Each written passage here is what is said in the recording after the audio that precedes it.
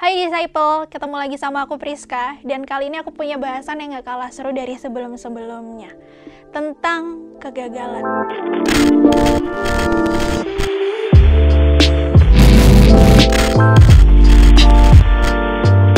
Pasti kalau ngomongin kegagalan langsung sedih, kenapa harus ngomongin kegagalan ya? Karena kita nggak bisa melewatkan yang namanya kegagalan. Di dalam hidup ada keberhasilan dan ada yang namanya kegagalan. Mungkin harapan-harapan kamu sudah kamu bangun setinggi mungkin dan kamu atur serapi mungkin. Tapi di tengah jalan akhirnya kamu harus menemukan yang namanya kegagalan.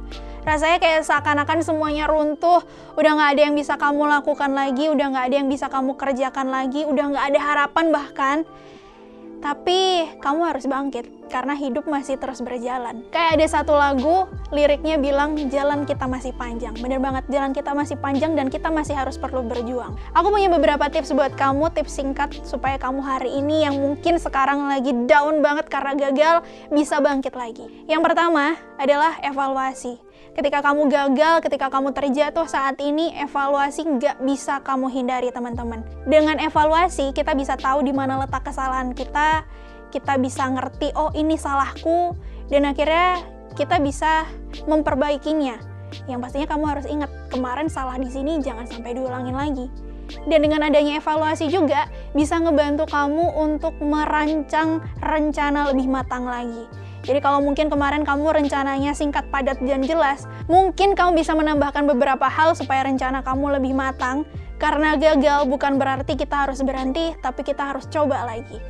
Yang kedua, jangan pernah ngeluh. Walaupun secara manusia kayak nggak mungkin banget kita menghindari yang namanya mengeluh. Wajar banget kita manusia mengeluh. Tapi teman-teman, dengan kamu semakin sering mengeluh, bukan berarti masalah kamu bisa beres.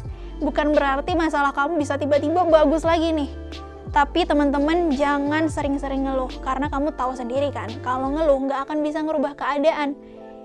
Apalagi kamu misalnya ngeluhnya di media sosial. Waduh, semua orang jadi tahu dong, ya kan? Jadi teman-teman stop mengeluh dan mulai pikirin gimana caranya untuk bisa bangkit lagi. Yang ketiga adalah dekatin diri kamu sama Tuhan. Kalau kamu gagal, aku tadi bilang bahwa mengeluh bukanlah solusi, mengeluh nggak akan merubah keadaan.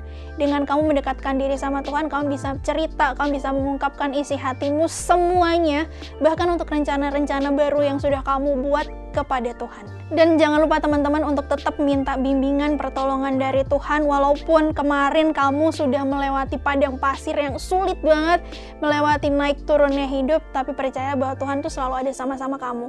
Dan jangan lupa juga untuk menyerahkan segala macam rencana baru kamu sama Tuhan, supaya apa yang kamu lakuin ke depan bisa jauh lebih baik lagi. Dan yang keempat adalah action. Jadi kalau kamu sudah mengevaluasi, kamu juga stop mengeluh, dan kamu mulai mendekatkan dirimu sama Tuhan, minta pertolongan dan bimbingannya, kali ini waktunya kamu untuk mulai bergerak. Teman-teman, hadapilah semua masalah yang ada dengan tetap tegar dan bergantung sama Tuhan, ya. Aku yakin kamu pasti bisa, dan semoga tips barusan bisa menginspirasi kamu untuk bangkit lagi dari keterpurukanmu. Dan aku gak pernah bosan teman-teman untuk bilang, stay safe, stay happy, stay at home.